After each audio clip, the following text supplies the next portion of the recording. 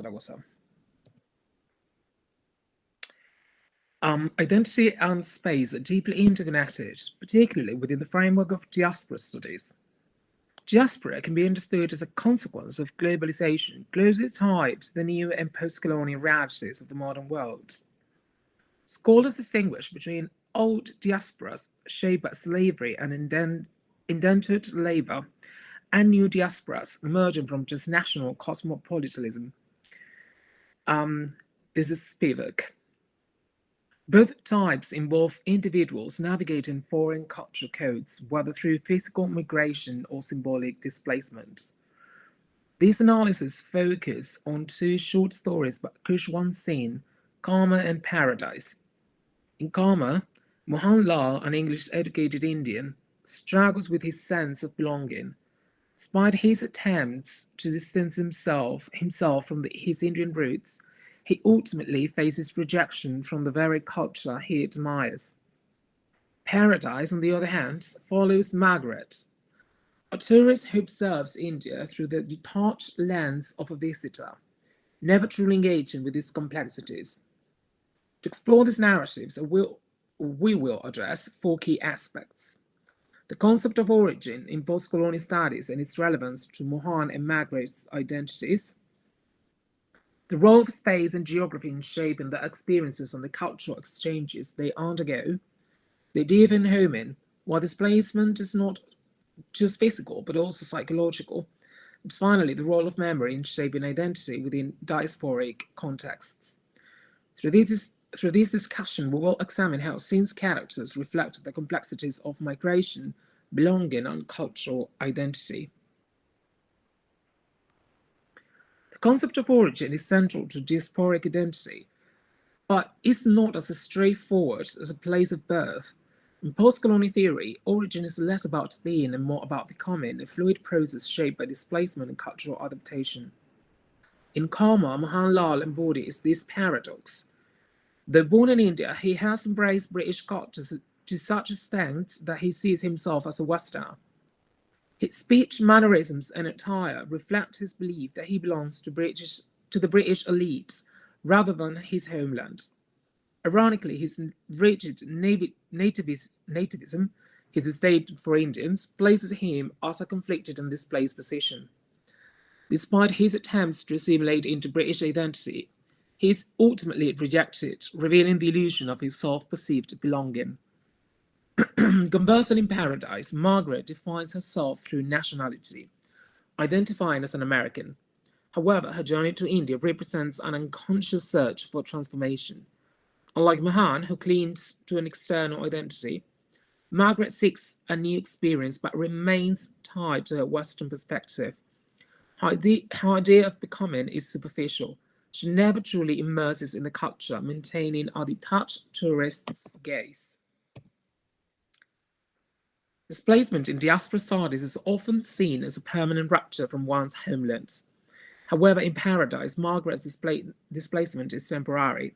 She can return home at any time, reinforcing the myth of return. Her experience is marked by deterritorialization, India's merely an exotic backdrop for her Western sensibilities. She observes but does not participate. Her alienation is voluntary, and she remains a visitor who never integrates into the culture. Mohan, on the other hand, experiences a deeper form of displacement. Unlike Margaret, who moves between places freely, Mohan exists in a state of internal exile. He mentally resides in a Britain that does not accept him, while India, his birthplace, feels foreign. His experience aligns with what scholars describe as this chronotopicality, where the past and present exist in conflict, temporalities. He performs an outdated version of Britishness, living as if he were in a past imperial era, disconnected from modern realities. Homi Bhabha's concept of unhoming explains that borders are not merely geographical but psychological. To be unhomed is to exist in a state of cultural estrangement, feeling out of place in both home and host countries. Mohan embodies this notion of unhomeliness, His identity is shaped by colonial nostalgia and the march in Britain where he believes he belongs. Yet he is an outsider both in England and in India. His rejection by the British trained officers symbolizes his ultimate failure to claim a place in the imperial world he idolizes. Margaret's experience is different but equally revealing. She never truly connects with India, reinforcing her sense of otherness. While Mohan tries to escape his origins, Margaret clings to hers. She sees India through her Western lens, reinforcing cultural boundaries rather than dissolving them.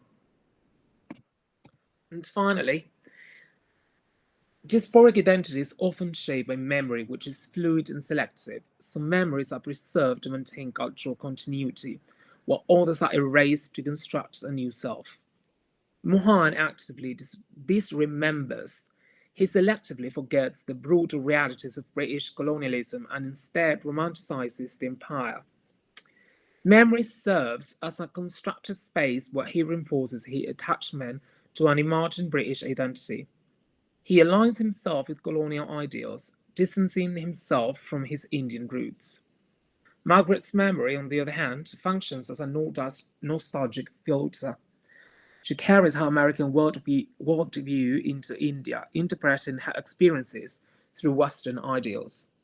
Her temporary displacement does not lead to transformation but reinforces her perception of home as a stable, superior space to which she will inevitably return. To conclude, both Karma and Paradise illustrate how diaspora, displacement, and identity are complex and deeply psychological. Mohan's identity crisis reveals the painful contradictions of colonial mimicry, while Margaret's experience highlights the limitation of the Western gaze. Neither characters find a true third space, as Bava suggests, one where cultural hybridity flourishes. Instead, the rigid perception prevents them from engaging with the other, leaving them trapped in an unfulfilled search for belonging. Thank you very much. We hope to read your comments below.